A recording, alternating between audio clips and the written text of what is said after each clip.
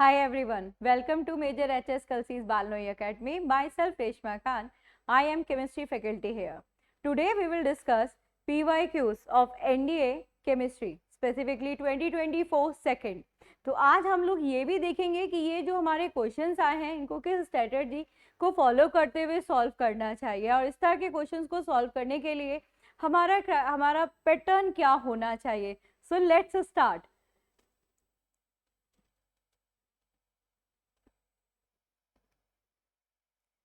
आज हम लोग यही डिस्कस करने वाले हैं previous year question paper of NDA return exam chemistry 2024 second. और यहाँ पर this is NDA second 2024 return exam PYQs. So let's start the PYQs chemistry part and this is the first question. देखिए इस first question में ये यहाँ पर the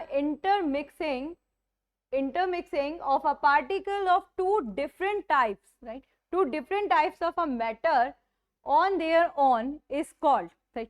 यहाँ पर जो मोस्ट इंपॉर्टेंट चीज है ना ध्यान देने की वो ये थी कि यहाँ पर टू डिफरेंट टाइप्स के बारे में बोला गया है ना. जब भी हम टू डिफरेंट टाइप्स के बारे में बोलते हैं तो that should be diffusion. Okay, तो यहाँ पर मोस्टली ऑस्मोसिस यूज किया जाता है for the same phases. And Brownian motion कोई प्रोसेस नहीं है, ये हमारे गैसेस पार्टिकल्स का मूवमेंट है. जो वो जिगजैग मोशन करते हैं उसी को हम ब्रोविन मोशन कहते हैं. उसके बाद नेक्स्ट है आपका दिस इज कंडक्टेंस. कंडक्टेंस एक इलेक्ट्रिसिटी टर्म्स का टॉपिक है जहाँ पर हम सिर्फ डिस्कशन करते हैं लाइक जो इलेक्ट्रिक मैग्नेटिक फील्ड है उसके यूज का. दैट्स मीन इसका यहाँ पर केमिस्ट्री से ऐसा कोई लेना देना नहीं है. तो the correct answer is your diffusion. तो ये इसका करेक्ट आंसर हो गया. Let's move to the next question. Next question की तरफ बढ़ते हैं. नेक्स्ट वाला क्वेश्चन, ये जो नेक्स्ट वाला क्वेश्चन है it is again a common question, क्योंकि इस तरह का क्वेश्चन पहले भी आप लोग की एंट्री में आ चुका है. लाइक आपने देखा होगा क्रोमेटोग्राफी पर बेस्ड क्वेश्चन आता है. जैसे लास्ट वाला भी 2024 के फर्स्ट वाला पेपर हुआ था, वहां पर भी ऐसा क्वेश्चन आया था. वहां पर वो क्वेश्चन जो था वो सेपरेशन का था. तो ये इंपॉर्टेंट टॉपिक होता है आपकी बेसिक केमिस्ट्री का, सेपरेशन ऑफ मिक्सचर्स का. एवरी ईयर लगभग एक क्वेश्चन आता ही आता है. तो यहाँ पर फिर आ गया क्वेश्चन, एक बार देख लेते हैं क्वेश्चन को क्या कहता है क्वेश्चन में, फिर उसके बारे में थोड़ा सा डिस्कशन करेंगे. क्वेश्चन है which one among the following separation technique is use for a blood test. यहाँ पर कुछ स्टूडेंट कंफ्यूज हो सकते हैं. Actually talking about the blood test, जब हम लोग ब्लड टेस्ट कराने जाते हैं तो बेसिकली जब हम लोग ब्लड टेस्ट कराते हैं तो ब्लड टेस्ट कराने में क्या किया जाता है कि ब्लड को ना गोल गोल ऐसे करके घुमाया जाता है. कई बार आपने बहुत सारे डायग्नोस्टिक टेस्ट देखे होंगे तो जिसमें वो टेस्ट ट्यूब में लेके उसको गोल गोल घुमा कर करते हैं ना, तो वो सेपरेशन होता है वहां पर, उसको आइडेंटिफाई किया जाता है. तो जब भी कोई सर्कुलर मोशन के टर्म में होता है तो दैट इज सेंट्रीफ्यूगेशन. और ये बहुत कॉमन सा है, मतलब अगर आप थोड़ा सा सोचें, आपसे रिलेट करें तो आप इसको डेफिनेटली आंसर कर सकते हैं. फिल्ट्रेशन तो ऑब्वियसली नहीं हो सकता. क्रोमेटोग्राफी में कुछ स्टूडेंट कंफ्यूज हो सकते हैं क्योंकि ब्लड में अगर एक्सेस कोई मेडिसिन है, कोई एलिमेंट है तो उसका सेपरेशन किया जाता है. मोस्टली ड्रग्स को निकाला जाता है हमारे ब्लड में से, वहां पर यूज किया जाता है क्रोमेटोग्राफी. बट यहाँ पर डायग्नोज करने के बारे में बोला गया, टेस्ट के बारे में, ब्लड टेस्ट में यूज किया जाता है सेंट्रीफ्यूगेशन. क्रिस्टलाइजेशन आप लोगों को पता होगा, ये वो मेथड है जिसमें किसी भी प्रोसेस से ऑब्टेन सॉलिड को क्रिस्टलाइन किया जाता है. मतलब किसी भी मेथड से ऑब्टेन आपका सॉलिड है उसको क्लियर किया जाता है,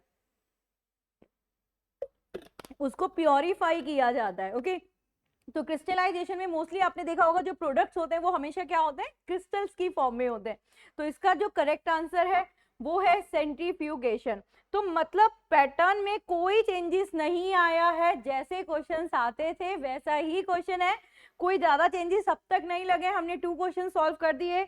नाउ नेक्स्ट क्वेश्चन की तरफ बढ़ते हैं. विच one among of the following element is polyatomic. Polyatomic का मतलब क्या होता है? पॉलीएटॉमिक का मतलब होता है जिसमें एक से ज्यादा एटम हो. पता होगा आपको, इवन फॉर्मूला वगैरह में भी आपने देखा होगा. आपका क्लोरीन, एल्यूमिनियम, फॉस्फोरस, ये पॉलीएटॉमिक नहीं है. जब भी हम पॉलीएटॉमिक की बात करते हैं तो पॉलीएटॉमिक आपका होता है सल्फर. ये भी बहुत टफ नहीं था क्योंकि ये आपकी 9th स्टैंडर्ड में जो वैलेंसी वाला टॉपिक होता है वहां पर डिटेल में मिल जाता है। तो ये भी ऐसा कोई टफ नहीं था, बट हाँ यहाँ पर स्टूडेंट कंफ्यूज हो सकते हैं फॉस्फोरस और सल्फर में, बट फॉस्फोरस की स्टेबिलिटी नहीं है पॉली में, राइट क्योंकि इसके बहुत सारे एलोट्रॉप मिलते हैं। तो हम हमेशा जब भी बात करते हैं we are not taking allotrope form, है ना, एलोट्रॉपिक फॉर्म को तो लेते ही नहीं है, हम लोग हमेशा स्टेबल फॉर्म में लेते हैं, और स्टेबल फॉर्म में ये P4 में एग्जिस्ट करता है, इसलिए जो करेक्ट आंसर है वो क्या हो गया आपका सल्फर। नाउ नेक्स्ट क्वेश्चन की तरफ बढ़ते हैं। What is our next question? Okay, this is our next question. यहाँ पर which one of the following anions की जिसकी वैलेंसी जो है वो आपकी -3 है। जब हम -3 वैलेंसी के बारे में बात करते हैं तो इसमें तो आपने ये सारे जो आप यूज करते हैं लाइक इनको क्या बोलते हैं, देखो इनको हम बेसिकली वर्ड यूज करते हैं रेडिकल्स। रेडिकल्स का मतलब होता है दो अलग अलग एलिमेंट हैं बट जिनको हम एक सिंगल यूनिट यूज कर रहे हैं। तो जब हम बात करते हैं नाइट्राइट की, तो नाइट्राइट की जो वैलेंसी होती है वो डायरेक्ट -3 होती है। दैट्स मीन ये तो लर्न करा हुआ होगा आपने थ्रू द वैलेंसी, यहाँ पर इसका कोई फॉर्मूला नहीं होता है, आपको लर्न करना होता है कि इसकी कितनी वैलेंसी है। तो इसका जो करेक्ट आंसर है वो नाइट्राइट हो गया। तो वी कैन से ये डायरेक्ट क्वेश्चन है ना। चलो अभी और एक और क्वेश्चन की तरफ बढ़ते हैं, नेक्स्ट वाले पर आते हैं। नेक्स्ट क्या कहता है? ओके ये वाला क्वेश्चन है। अभी क्या था ना, जैसे लास्ट वाला भी आपका एग्जाम हुआ था जो 2024 का फर्स्ट वाला, तो वहां पर भी एक इसी तरह का क्वेश्चन था। मोस्टली स्टूडेंट्स को ना बड़ा कंफ्यूजन रहता है जब वो केमिस्ट्री के बारे में बात कर रहे होते हैं एनडीए की, तो वो लोग बहुत मोल कॉन्सेप्ट्स की डिटेल में पढ़ रहे होते हैं, परसेंटेज के न्यूमेरिकल्स कर रहे होते हैं। बट जब भी आप एनडीए की तैयारी कर रहे हो ना, तो आपके कॉन्सेप्ट्स, कंपाउंड्स, उनसे रिलेट करती हुई इक्वेशन लिखने के लिए नहीं आ रही है, बट इक्वेशन की कंडीशंस आ रही हैं। आपको इस पर फोकस करना है रेदर देन उन न्यूमेरिकल्स में, क्योंकि अब तक के जितने भी पेपर्स हुए, हाँ एक दो पेपर में हुआ है ऐसा एक एक क्वेश्चन आ गया न्यूमेरिकल टाइप का, तो उसके लिए आपको बहुत ज्यादा पैनिक नहीं होना है। आपने मोस्टली 3-4 फॉर्मूला को ही फॉलो करना है, जैसे नंबर ऑफ मोल्स निकालना, नंबर ऑफ एटम्स निकालना, इक्विवेलेंट वेट निकालना है, परसेंटेज एरर वो आपका एम्पिरिकल फॉर्मूला बनाना, या वैलेंसी से एम्पिरिकल फॉर्मूला बनाना। इसके अलावा ज्यादा मेहनत करने की जरूरत नहीं है, क्योंकि इसके जितने भी क्वेश्चंस आते हैं वो मोस्टली डायरेक्ट आते हैं, और इसको चेक करने का बहुत इजी तरीका होता है यार। जैसे आप एग्जाम देने जा रहे हैं तो ऑफकोर्स वहां से 10 साल पहले के पेपर्स तो देख कर जाएंगे ही ना, तो उससे भी आपको आइडिया लग जाएगा। जैसे ये वाला क्वेश्चन भी आया, लेट्स सी क्या कहता है ये क्वेश्चन। ये क्वेश्चन कहता है the mass of 0.5 mole of nitrogen gases, क्या निकालना है? मास निकालना है। तो आपके पास फॉर्मूला होता है, अभी मैंने बोला ना डायरेक्ट फॉर्मूला वाला क्वेश्चन आता है, this is number of mole. तो नंबर ऑफ मोल क्या होता है? नंबर ऑफ मोल का फॉर्मूला होता है given mass upon molecular mass, यही होता है ना नंबर ऑफ मोल का। और यही अगर नंबर ऑफ एटम्स का निकालना होगा तो क्या करेंगे, ये जो नंबर ऑफ मोल आया इसको मल्टीप्लाई कर दोगे एवोगाड्रो नंबर से। फिलहाल यहाँ पे आपको नंबर ऑफ मोल्स गिवन है, दिस इज 0.5, फिर यहाँ पर गिवन मास आपको नहीं गिवन, वही तो निकालना है ना। तो यहाँ पर डालते हैं मास, और हम मॉलिक्यूलर मास के बारे में बात करते हैं। तो नाइट्रोजन का मॉलिक्यूलर मास, एक चीज और याद रखिएगा, आपको स्टार्टिंग के यानी जो भी आपके सीक्वेंस वाइज देखिए, आप मैक्सिमम 1 से लेकर 25 तक के एटॉमिक मास लर्न कर लीजिए, 25 नहीं 30 तक कर लो, क्योंकि 9th क्लास में भी आप लोगों को 25-30 तक लर्न कराया जाता है। तो बेसिकली मैं ऐसा बोलती हूँ अपने सीरियस स्टूडेंट को कि आप लोग 25 तक करिए, और जो एनडीए वाले होते हैं उनको बोलते हैं भाई 30 तक कर लो। अगर इनके अलावा कोई और एलिमेंट आता है, ऐसा नहीं है कि इसके अलावा नहीं आ सकता, बट अगर इसके अलावा आता है तो वो आपको क्वेश्चन में मेंशन करके देंगे, तो वहां पर आपको बहुत ज्यादा डरने की जरूरत नहीं है। यहाँ पर जैसे नाइट्रोजन था, नाइट्रोजन का जो एटॉमिक मास आपका होता है दैट इज 14, नहीं गिवन था, क्योंकि देखो अंडर 25 आ गया ना, इसलिए अगर इससे ज्यादा होता तो फिर वो मेंशन करके देता क्वेश्चन में। बट यहाँ पर ये मॉलिक्यूलर फॉर्म दी है, दैट्स मीन N2 बोले तो आपका नाइट्रोजन का 14 का मल्टीप्लाई कर दो यार 2 से, दिस इज 14 मल्टीप्लाई 2। तो जब आप मास निकालेंगे तो ये आपका मास निकल कर आ गया, दिस इज 14 ग्राम। और 14 ग्राम हमारे ऑप्शन में कौन से वाले ऑप्शन में है? बी ऑप्शन में। तो है ना ये बहुत इजी सा क्वेश्चन। तो न्यूमेरिकल्स इतने ज्यादा करने ही नहीं होते क्योंकि आते नहीं है। हाँ बट हाँ अभी आप लोग सोच रहे होंगे कि मेरा ये स्टेटमेंट है कि न्यूमेरिकल्स ऐसे नहीं आते, फिर आप बोलेंगे कि नहीं मैम 20 में आया हुआ है, 21 में भी आया हुआ है, हालांकि 22 के सेकंड में आया था, फर्स्ट में नहीं आया था, कुछ एक न्यूमेरिकल वाला क्वेश्चन आया हुआ है। बट वहां पर भी हम न्यूमेरिकल नहीं बोलेंगे, ये वो क्वेश्चंस होते हैं जो डायरेक्ट फॉर्मूला बेस्ड होते हैं। तो आज सिर्फ अपने कॉन्सेप्ट्स को क्लियर रखेंगे और फॉर्मूलाज लर्न रखेंगे। मतलब ये देखो ना, डायरेक्ट फॉर्मूला बेस्ड ही तो क्वेश्चन हुआ, राइट। चलिए अभी आगे बढ़ते हैं, ये क्वेश्चन हो चुका है, अब नेक्स्ट क्वेश्चन की तरफ बढ़ते हैं। नेक्स्ट क्वेश्चन है आपका ये केमिकल रिएक्शन वाला। मतलब इतना इजी क्वेश्चन एनडीए में आ रहा है जो कि 10th क्लास का है। बच्चे क्या बोलते हैं जब पढ़ रहे होते हैं, तैयारी कर रहे होते हैं, मैक्सिमम 11th-12th की तरफ जाते हैं, मैक्सिमम 11th-12th की तरफ जाते हैं। लेकिन हमेशा याद रखना, यहाँ पर आपका 40% अप्रॉक्स जो भी पेपर आ रहा है वो 10th क्लास तक का आ रहा है, और उसके बाद जो 60% है वो 11th-12th का है। 11th-12th में देखो तो 12th का कम होता है, 11th का ज्यादा होता है। ये क्वेश्चन आपकी 10th क्लास का क्वेश्चन है। इसमें आपको ये रिएक्शन दे दी गई है ना, द केमिकल रिएक्शन, और हर एक बार पेपर में क्वेश्चन आता ही आता है केमिकल रिएक्शन का। यहाँ पर भी यही आया, ये एक आपकी केमिकल रिएक्शन हो गई टेक प्लेस, दैट्स मीन इसकी कंडीशन के बारे में बोला गया है। जब भी आप कोई केमिकल रिएक्शन पढ़ते हैं तो यहाँ पर जो लिखा होता है ना कैटालाइटिक, या ये यहाँ पर कंडीशन, उस कंडीशन को याद रखना है। आपको रिएक्शन पूरी याद नहीं है, कोई बात नहीं, चलेगा, क्योंकि आपको ये पता होना चाहिए किसकी रिएक्शन कराई जा रही है और क्या कंपाउंड बन रहा है, साथ में कंडीशन। आपको इक्वेशन लिखनी नहीं भी आती यहाँ पर, उससे कोई फर्क नहीं पड़ता। तो ये जो रिएक्शन है, यहाँ पर जो कंडीशन यूज की जाती है दैट इज सनलाइट। ये रिएक्शन हमेशा किसकी प्रेजेंस में होती है? सनलाइट की रिएक्शन सनलाइट की प्रेजेंस में होती है, जिससे सिल्वर क्लोराइड से वी ऑब्टेन सिल्वर, और सिल्वर ही नहीं, साथ में हमें क्लोरीन गैस भी ऑब्टेन होता है। ओके, तो चलिए नेक्स्ट वाले क्वेश्चन की तरफ आ जाते हैं। नेक्स्ट क्वेश्चन ये रहा आपका नेक्स्ट क्वेश्चन। ये अच्छा क्वेश्चन है, और ये वाले क्वेश्चन में जैसे मैनमेड कंपाउंड से हम लोग बात करते हैं, इस बार चाहे एनडीए का पेपर हो चाहे सीडीएस का क्वेश्चन है, पेपर है, उसमें मैनमेड कंपाउंड्स का क्वेश्चन आया हुआ है। आप लोग के एग्जाम में पेंट के क्वेश्चन, सोप, डिटर्जेंट के क्वेश्चन थोड़े से ज्यादा आते हैं। तो यहाँ पर जब हम पेंट के बारे में बात कर रहे होते हैं तो यहाँ पे यूज किया गया which one among of the following is commonly use as anti skinning agent in a paint. आपने देखा ना, पेंट जो होता है जब वो बहुत पुराना हो जाता है तो उस पर एक स्किन लेयर्ड बननी स्टार्ट हो जाती है, तो कुछ ऐसा कंपाउंड ऐड किया जाता है जिससे वो स्किनी ना हो, मतलब जमे ना, है ना, स्मूथ रहे, उसके लिए यूज किया जाता है। तो वैसे आप लोगों को पता होना चाहिए, इसका एक इनिशियल नाम भी यूज किया जाता है, दैट इज ये आपका दिस इज एन मेथाइल पॉलीट्राइड। इसका एक इनिशियल भी होता है, दिस इज नेक्सो वर्ड भी बोलते हैं इसको इनिशियली। ओके, खैर जब भी आप इसको देखेंगे आपके एनसीईआरटी बुक में भी जाएंगे तो यहाँ पे कॉमनली ये नेम मिल जाएगा आपको, this is anti skinning agent, right. चलिए आगे बात करते हैं। अगर आप रिमेनिंग्स के बारे में भी बात करें तो रिमेनिंग्स आपका जो आप पेंट पढ़ते हैं मैनमेड कंपाउंड, तो उसकी कंपोनेंट लिस्ट में मिल जाएगा, डायरेक्ट ही है। जैसे ये ग्लोइंग के लिए यूज किया जाता है ना, स्ट्रक्चर के ग्लोइंग के लिए, ये मोस्टली जो उसके जिस फिल्म लाइक स्ट्रक्चर जो उसको फैलाने के लिए वर्ड यूज किया जाता है, जैसे फिनॉल, समटाइम ना फिनॉल भी यूज करते हैं, बट यहाँ पर इसने क्या बोला, पॉलीहाइड्रोक्सीफिनॉल। तो पॉलीहाइड्रोक्सीफिनॉल नहीं, दैट ओनली फिनॉल्स भी समटाइम यूज किया जाता है। ओके, चलो अभी इससे ये क्वेश्चन का आंसर मिल गया। यहाँ इसके बाद आगे बढ़ते हैं, नेक्स्ट क्वेश्चन की तरफ बढ़ते हैं। ये वाला क्वेश्चन देखिए बेटा, ये वाला क्वेश्चन एक्चुअली केमिकल वेदरिंग का है। तो केमिकल वेदरिंग हो सकता है कि आप लोग इसको बहुत सारे स्टूडेंट्स इसको केमिस्ट्री में कंसीडर नहीं कर रहे होंगे, इसे आप ज्योग्राफी में कंसीडर कर रहे होंगे, है ना।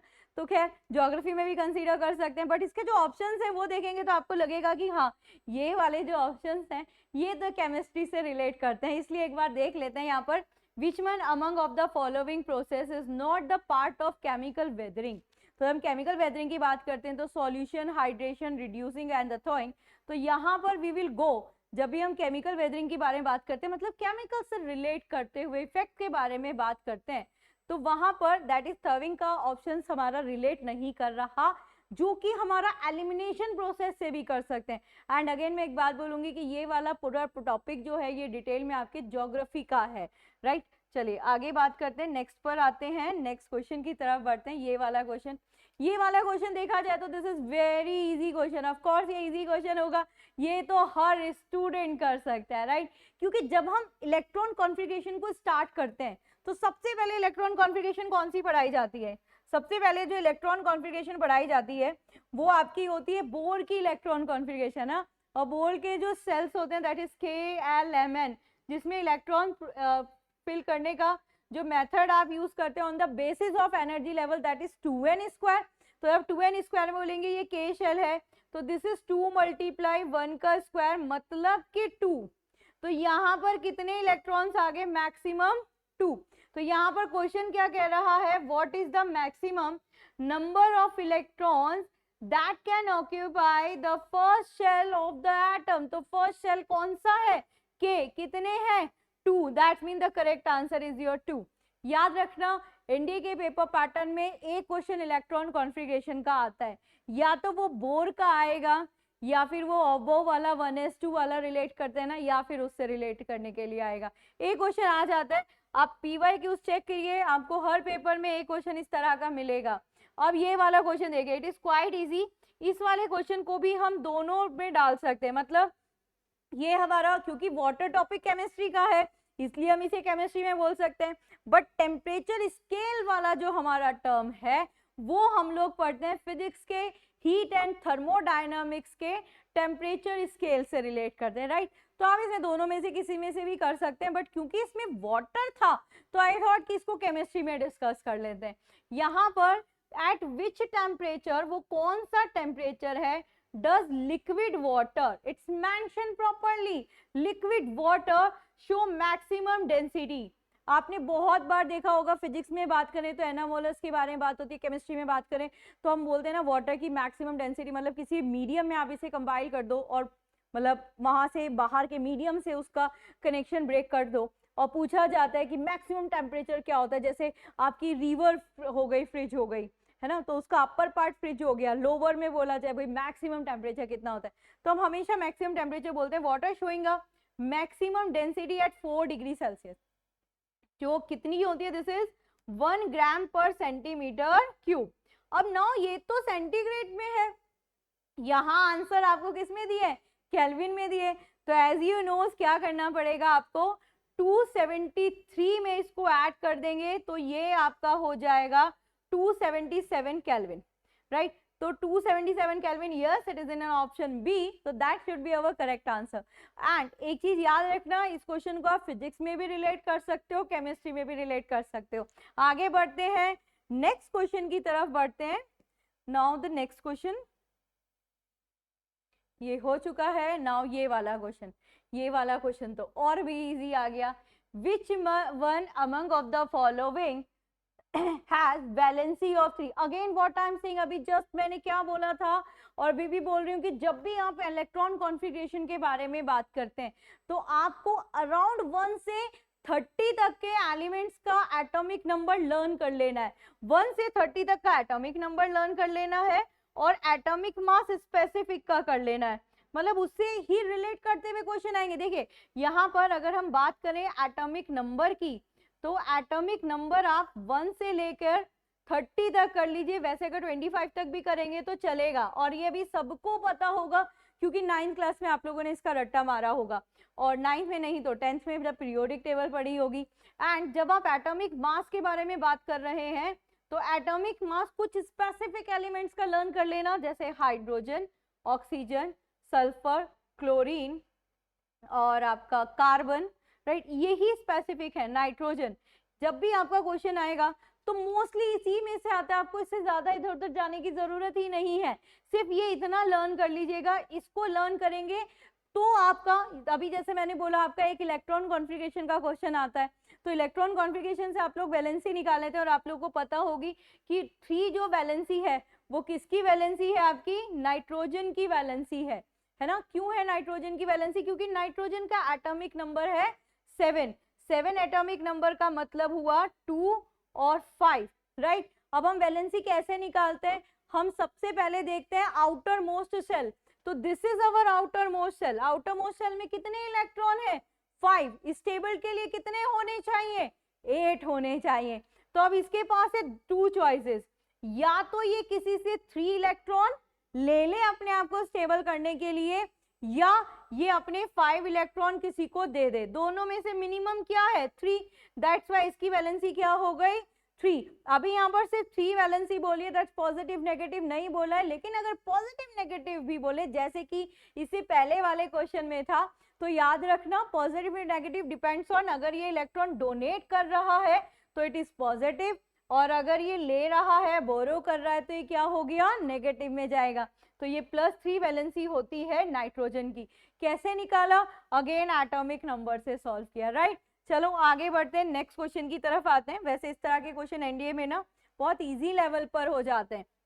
देखिए अगेन ये वाला क्वेश्चन, अब ऑक्सीडेशन रिडक्शन वाला क्वेश्चन, एक क्वेश्चन आपका आता है, चाहे वो इक्वेशन बैलेंसिंग का हो, चाहे वो एप्लीकेशन से रिलेट करता हो, बट इतने इजी वाले क्वेश्चन, यस। और अगर ये इजी वाले ऑप्शंस को देखें तो ये सब ना एग्जाम में आ चुके हैं पहले, तो कंफ्यूजन का कोई सवाल होता ही नहीं है। और अगर नहीं भी पढ़ा हुआ हो तब भी इसको कर सकते हैं, क्योंकि कहीं ना कहीं हमें सबको पता है ऑक्सीडेशन के हमारे बहुत सारे रूल्स होते हैं, जिसमें फर्स्ट और कॉमन रूल जो ऑक्सीडेशन वर्ड को ही अंडरस्टैंड करते हैं, ऑक्सीडेशन यानी एडिशन ऑफ ऑक्सीजन। तो यहाँ पर सबसे पहला है this is freezing of water. Freezing कभी भी देखो स्टेट चेंज आपका केमिकल चेंजेस नहीं होता, यानी आपने यहाँ पर कोई भी चेंज नहीं हो रहा, आपने क्या करा, सिर्फ वो लिक्विड स्टेट में था उसको उठाकर सॉलिडिफाइड किया गया, उसे सॉलिड स्टेट में किया गया। तो सॉलिड स्टेट में करने में कोई भी दूसरा एलिमेंट तो आया ही नहीं है भाई। ऑक्सीडेशन रिएक्शन की आपकी क्या रूल्स होते हैं, पहला रूल होता है addition of oxygen, second rule होता है रिमूवल ऑफ हाइड्रोजन, है ना। अभी इन दोनों में से इसमें कुछ भी नहीं हो रहा है, इसलिए इसको एलिमिनेट कर देते हैं। फिर आते हैं नेक्स्ट में, this is dissolving sugar in a water, ये भी ऑक्सीडेशन का एग्जाम्पल नहीं है। लेकिन अगर आपको कंफ्यूजन था तो आप और ऑप्शंस में जाकर भी पहले चेक कर सकते थे, जैसे this is boiling of petrol, आप बॉयल कर रहे हो, आप हीट नहीं, आप उसे कंबशन या बर्निंग नहीं कर रहे। अगर कंबशन या बर्निंग होता तो दैट मस्ट बी आपका ऑक्सीडेशन, क्योंकि उसमें क्या होता है, ऑक्सीजन का इन्वॉल्वेशन हो जाता है ना, एडिशन ऑफ ऑक्सीजन हो जाती है। बट रस्टिंग ऑफ आयरन क्या है, आप रिएक्शन देखो, Fe था आपका आयरन, रस्ट होने के बाद हो गया Fe2O3, ये रस्ट आयरन, और रस्टिंग हो रही है, that's mean dot XH2O, that's mean ये प्रोसेस कॉन्टिन्यूएशन बेसिस में चल रही है। तो यहाँ पर आयरन पहले अकेला था, अब उसके साथ ऑक्सीजन ऐड हो गई, तो मतलब ये किसका एग्जाम्पल हो गया, ऑक्सीडेशन रिडक्शन का, तो ऑक्सीडेशन प्रोसेस का एग्जाम्पल हो गया। जब आप ऑक्सीडेशन पढ़ते ही हैं सबसे पहले, आई थिंक 10th स्टैंडर्ड में होता है, फिर 11th में इसका आके ऑक्सीडेशन नंबर आता है, तो जो 10th में पढ़ते हैं तो उसके एग्जाम्पल में ही रस्टिंग ऑफ आयरन आपको मिलेगा, राइट। चलिए इस क्वेश्चन का भी आंसर आप लोगों को मिल गया। नाउ नेक्स्ट क्वेश्चन की तरफ बढ़ते हैं। It is again which one among of the following is nitrogenous as a fertilizer is a source of nitrogen। देखिए जब हम फर्टिलाइजर के बारे में बात करते हैं तो फर्टिलाइजर कौन से हम बोलते हैं, केमिकल फर्टिलाइजर। देखिए फर्टिलाइजर वो होता है जो सॉइल की फर्टिलिटी को इंक्रीज करता है ना। अब यहाँ पर अगर हम talking about the chemical fertiliser, तो केमिकल फर्टिलाइजर ये आपके 3 तरह के होते हैं, एक आपका नाइट्रोजेनियस, एक आपका फॉस्फेटिक, और एक आपका पोटैश फर्टिलाइजर होता है। अब ये नाइट्रोजेनियस फर्टिलाइजर के बारे में बात करते हैं। बेसिकली नाइट्रोजेनियस फर्टिलाइजर क्या करता है, हमारे प्लांट्स की ग्रोथ के लिए रिस्पॉन्सिबल, मतलब ग्रोथ को इंक्रीज कर देता है। जो पोटैश फर्टिलाइजर होता है ये क्या करता है, सॉरी फॉस्फेटिक फर्टिलाइजर ना, पोटैश तो के है, ये क्या करता है, ये प्रोटीन सिंथेसाइजेशन यानी प्रोटीन को इकट्ठा करना, प्रोटीन की अमाउंट को बढ़ाना प्लांट के अंदर, साथ में डिसीज से प्रोटेक्ट भी करता है। तो ये प्लांट है इसकी डिसीज से भी प्रोटेक्ट करने में हेल्प करता है। और जो पोटैश फर्टिलाइजर है, पोटैश का क्या मतलब हो गया कि पोटैश फर्टिलाइजर हमेशा स्ट्रक्चर ग्रोथ करता है, मतलब ये स्ट्रक्चर की ग्रोथ करता है। तो पोटैश फर्टिलाइजर, ये वैसे जितने भी केमिकल फर्टिलाइजर है ना, हर फर्टिलाइजर का कोई ना कोई नेगेटिव इम्पैक्ट होता ही होता है, और जो बायो फ्रेंडली फर्टिलाइजर होता है उनका कोई नेगेटिव इम्पैक्ट नहीं होता। अभी यहाँ पर ये तीनों फर्टिलाइजर के बारे में हो गया, फिर तीनों के अलग अलग एग्जाम्पल्स हैं, टाइप्स हैं। तो जब भी हम नाइट्रोजेनियस के बारे में बात करें तो बेस्ट नाइट्रोजेनियस फर्टिलाइजर कौन सा है, तो अगर आप यहाँ पर बात करें तो आपने ना नाम से ही देख लिया, जैसे यहाँ पर फॉस्फेट, तो समझ गए कि भाई ये तो फॉस्फेटिक फर्टिलाइजर है ना। यहाँ पर भी आपने पोटेशियम देखा, तो इसका मतलब ये भी क्या हो गया आपका, पोटेशियम से रिलेट करता हुआ हो गया ना। यहाँ पर बोन मील है, जब हम बोन मील के बारे में बात करते हैं, यस ये जो आपकी ब्लैक वाली यानी वो सॉइल जिसमें बहुत सारे मिनरल्स ऑलरेडी, तो वहां पर एसिडिक नेचर को बैलेंस करने के लिए सम टाइम यूज हो जाती है। But urea is your best chemical fertiliser. कौन सा? एक तो नाइट्रोजनियस का भी बेस्ट है, और नॉट ओनली नाइट्रोजनियस, ये केमिकल का बेस्ट फर्टिलाइजर है। इसका फॉर्मूला भी होता है बेटा NH2CO NH2। इसके अंदर लगभग सबसे ज्यादा अमाउंट ऑफ 46 से 47% ऑफ नाइट्रोजन होती है इसमें, 46 से 47%। जितने भी नाइट्रोजनियस आपके फर्टिलाइजर्स हैं, उन सारे नाइट्रोजनियस फर्टिलाइजर्स में सबसे ज्यादा नाइट्रोजन यूरिया में ही है। अब ये तो नाइट्रोजनियस में बेस्ट है, फिर हम इसे केमिकल में बेस्ट क्यों बोल रहे हैं? हम इसे केमिकल में बेस्ट इसलिए बोल रहे हैं, रीजन उसका, क्योंकि ये नॉर्मल टेम्परेचर में डिकम्पोज हो जाता है, ये वाटर सॉल्युबल है, इसलिए ये बेस्ट केमिकल फर्टिलाइजर है। तो इसका जो करेक्ट आंसर है वो आपका क्या हो गया? यूरिया। नेक्स्ट पर आते हैं, होप इसका आंसर मिल गया आपको। नेक्स्ट क्वेश्चन की तरफ बढ़ते हैं।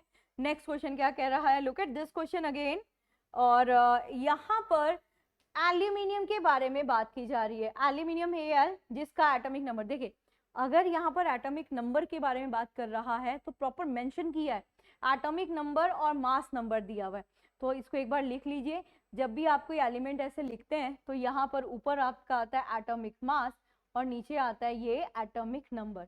जिनको नहीं पता उनके लिए एक बार थोड़ा सा डिटेल कर लेते हैं।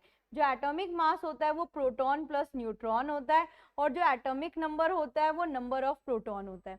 जब तक यहाँ पर वैलेंसी ना हो, यानी कोई साइन ना हो, तब तक जितने नंबर ऑफ प्रोटॉन्स है उतने ही नंबर ऑफ इलेक्ट्रॉन्स होते हैं। यही हो गया ना?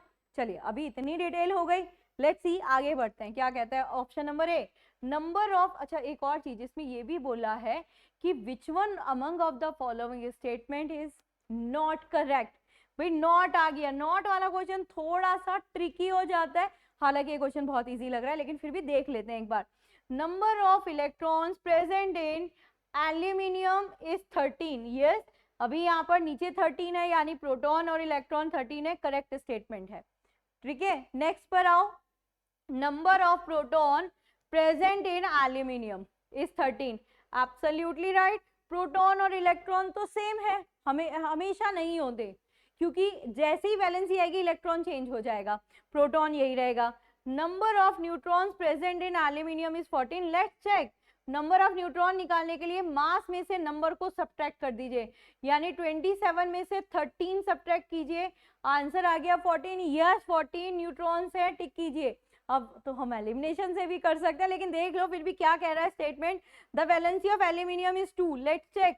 वैलेंसी निकलती है एटॉमिक नंबर से 13, मतलब 2 8 3, तो इसकी वैलेंसी कितनी हो गई? 3। यहाँ पर कितनी थी? 2, मतलब कि भाई ये हो गया आपका रॉन्ग स्टेटमेंट। ओके, चलो नेक्स्ट पर आते हैं। होप इसका आंसर भी आप लोग को मिल गया। अभी नेक्स्ट क्वेश्चन की तरफ पढ़ते हैं। ये कैसे पॉसिबल था कि भाई एनडीए का पेपर हो और कार्बन एंड इट्स कंपाउंड से क्वेश्चन ना आया हो? ऐसा नहीं हो सकता। देखिए आ गया question. The elemental composition of diamond. Basically diamond and graphite, carbon के दो ऐसे एलोट्रॉप हैं जो इतने प्योर हैं कि जिसमें सिर्फ कार्बन ही होता है, मतलब इनको एलिमेंट्री फॉर्म में कंसीडर किया जाता है, इनको रिप्रेजेंट भी करते हैं कार्बन से, सी से। अभी यहाँ पर इसके अंदर क्या है? कार्बन, हाइड्रोजन, हाइड्रोजन नहीं है भाई, और ऑक्सीजन भी नहीं है, pure form of carbon, right. Pure form of silica अगर पूछे तो क्या है? That is quartz, quartz form में आती है प्योर सिलिका, राइट। तो इसका करेक्ट आंसर क्या हो गया? This is pure carbon. Diamond को प्योरेस्ट फॉर्म कंसीडर किया जाता है, इवन डायमंड और ग्रेफाइट दोनों को। ठीक है, अभी ये एक क्वेश्चन और है हमारा, ये भी देख लीजिए। ये वाला क्वेश्चन फिजिकल केमिकल चेंज का। देखिए पेपर के पैटर्न में कोई चेंजेस नहीं आया है ना, बल्कि आपका केमिस्ट्री का लेवल बहुत इजी गया है ना। बहुत डायरेक्ट से क्वेश्चन आए, ट्रिकी तो आए ही नहीं है। यहाँ पर अगर ये टॉपिक देखा जाए तो ये फिजिकल केमिकल चेंज का है जो अब से पहले वाले में, यानी जब हम लोग सिलेबस आप लोग देखते हैं तो उसमें फर्स्ट टॉपिक में ही आता है ये, और इसको अंडरस्टैंड करने का बहुत इजी तरीका है। वो मत देखना रिवर्सिबल और इरिवर्सिबल टर्म, सिर्फ देखिए जो आप रिएक्शंस को याद रखिए ना। अगर रिएक्शन से पहले भी यही कंपोजिशन थी, रिएक्शन के बाद भी सेम कंपोजिशन है, तो ये फिजिकल चेंज है, और अगर कंपोजिशन चेंज हो रही है तो ये आपका केमिकल चेंज है। यहाँ पर फर्स्ट एग्जांपल कहता है सब्लिमेशन ऑफ कैम्फर। कैम्फर क्या होता है आपका? कैम्फर सब्लिमेट होता है। सब्लिमेट उसे कहते हैं जिसमें सॉलिड डायरेक्ट कन्वर्ट हो जाता है गैस में, मतलब लिक्विड फेज नहीं आता। तो अगेन स्टेट ही तो चेंज हुई है ना भाई, और स्टेट चेंज होना केमिकल चेंज नहीं होता है। कौन सा चेंज होता है? फिजिकल चेंज होता है। इसलिए ये केमिकल चेंज नहीं है, ये कौन सा चेंज है? Physical change. आगे आ जाओ, melting of ice, again state change हुई है भाई से, तो स्टेट चेंज हुई है, ये भी आपका क्या हो गया? Physical change. यहां पर आते हैं, this is heating of iron rod. आपने आयरन रॉड को हीट करा है, यहां पर बर्न नहीं करा, कंबशन नहीं करा, आपने हीट करा। हीट करने का मतलब समझते? किसी बर्तन में रखकर उसमें नीचे से आग जला देना, that is called the heating, right. तो आप सिर्फ हीट कर रहे हैं, या आपने इतना हीट करा कि सिर्फ गर्म होना, है ना, वो वाला। तो यहाँ पर जब आप कर रहे हैं हीटिंग में, तो यहाँ पर अभी कोई दूसरा इन्वॉल्व नहीं हुआ। बट अगर यहाँ पे कंबशन होता, बर्निंग होता, तो हम कहते कि भाई एयर इन्वॉल्व हुई है, इसमें ऑक्सीजन इन्वॉल्व हुई है, इसलिए ये वाला आपका क्या हो गया? Physical change. बट यहाँ पर हमने देखा ये दोनों इन्वॉल्व हुए, आपका मिक्सिंग हुआ है। और जब आपके दो कंपाउंड्स मिक्स होते हैं ना, तो उसमें क्या हो जाता है? आपका एक न्यू कंपोजिशन बन जाती है। जैसे आपको पता है सोडियम हाइड्रोक्साइड HCl मिला, तो क्या बना आपका? यहाँ पर NaCl बना और H2O बना, राइट। अब NaCl और H2O पहले कहीं दिख रहा है दोनों में? नहीं दिख रहा ना, दैट मीन न्यू है। और जो न्यू कंपोजिशन इंट्रोड्यूस हो गई, यानी जो रिएक्शन से पहले नहीं थी, वो आपका क्या हो गया? केमिकल चेंज हो गया। तो और अगर ये नहीं भी पता था, तो आप एलिमिनेशन से भी निकाल सकते थे कि ये तीनों आपके फिजिकल वाले चेंज है, और ये वाला आपका क्या हो गया? Chemical change. तो करेक्ट आंसर क्या हो गया इसका? डी वाला क्वेश्चन। तो ये थे ओवरऑल अभी 2024 सेकंड के PYQ, यानी आपके एग्जाम में आए हुए क्वेश्चन, जो कि हमने केमिस्ट्री पार्ट के ही आज लिए। अगर इन सब का कंक्लूजन हम देखें, तो हम क्या बोल सकते हैं? हम ये बोलेंगे कि जो केमिस्ट्री का पेपर आया, ये बहुत इजी वाला आया है। अब डिपेंड कर रहा है इजी किसके लिए है। इजी उस स्टूडेंट के लिए है जिस स्टूडेंट ने एक्चुअली बेसिक्स अपना कंप्लीट करने के बाद, स्टडी करने के बाद एनसीईआरटी को भी गो थ्रू करा। क्योंकि अगर आप इन क्वेश्चंस को देखें, तो ये एक एक क्वेश्चन, एक एक स्टेटमेंट डायरेक्ट एनसीईआरटी से आया हुआ है। तो जब भी आप अपनी ये पढ़ाई कर लें, अपना सिलेबस कंप्लीट कर ले, उसके बाद एक बार एनसीईआरटी से गो थ्रू जरूर होना। अब क्वेश्चन ये आता है कौन सी एनसीईआरटी से गो थ्रू होना है ना। एनसीईआरटी आप फॉलो करें, आप 10th क्लास का लें, पहले 10th का देखें और 9th का देखें, 10th और 9th, और उसके बाद 11th तक का देखें। 12th वाले में थोड़ा सा कंफ्यूजन होगा, हालांकि 11th वाले में भी कंफ्यूजन है, क्योंकि आपको वो डिराइव कुछ नहीं करना और डिटेल्स नहीं जानी है, आपको सिर्फ कंक्लूजन पार्ट पर जाना है, सिर्फ कंक्लूजन पार्ट पे, क्योंकि यहाँ पे आता ही क्वेश्चन कंक्लूजन पार्ट से है, राइट। तो वहां पर एक बार देख लीजिएगा। अगर कोई स्ट्रेटेजी फॉलो करने की बात करी जाए, तो एक स्ट्रेटेजी कोई भी एग्जाम हो उसके लिए यही होती है कि एक बार आपने कर लिया, अपने लेवल से अपना सिलेबस कंप्लीट कर लिया अपने हैंड से, फिर उसके बाद में आपने उसी एग्जाम्स के लगभग 10 ईयर के PYQs को सॉल्व करना है। स्ट्रेटेजी होती है PYQs को भी सॉल्व करने की। अगर आपने यहाँ पर नोटिस किया होगा, तो मैंने आपको एक ही आंसर नहीं बताया, रिमेनिंग के भी डिटेल में जाकर बात करी है। इतनी ही डिटेल पता होनी चाहिए, इससे ज्यादा डिटेल की जरूरत नहीं है। और 10 ईयर्स के देखें, और भले ही आप एनडीए के हैं, फिर भी आप सीडीएस के भी देखें, क्योंकि बहुत सारे क्वेश्चंस क्या होते हैं सीडीएस के भी यहाँ पर एनडीए में आ जाते हैं, एनडीए के सीडीएस में आते हैं, समटाइम सीएपीएफ के भी आते हैं। तो PYQs देखे, 10 साल के एनडीए के भी देख लो, सीडीएस के भी देख लीजिए और सीएपीएफ के भी देख लीजिए। This is the best strategy, right. और अपने जितने भी आपका जो भी सिलेबस है, जितना भी लेवल पर आप पढ़ रहे हैं, उसमें कॉम्प्लेक्स की तरफ नहीं जाना है, लाइक कॉम्प्लेक्स कंपाउंड्स की तरफ नहीं जाना है। यहाँ पर आपको सिर्फ और सिर्फ क्या करना है, अपने बेसिक्स को ही क्लियर करना है ना। वो पेपर से आपको आइडिया भी लग गया होगा कि किस तरह के क्वेश्चंस यहाँ पर आते हैं। तो इसी तरह के क्वेश्चंस आते हैं, इसमें इट्स नॉट लाइक यूनिक, मतलब कोई पैटर्न में चेंज नहीं आया। इवन 2024 के फर्स्ट से अगर हम कंपेयर करें, तो इसके क्वेश्चंस और इजी लेवल पर आए। मतलब साइंस पार्ट कंप्लीट इजी था यहाँ पर, और साइंस पार्ट बहुत हेल्प करता है आप लोग के जीएटी में मार्क्स को बढ़ाने में, मेरिट में लाने में बहुत सपोर्ट करता है। तो होप आप लोगों को समझ में आया होगा कैसे पढ़ना है, क्या स्ट्रेटेजी करनी है। तो that's it for today, thank you, जय हिंद।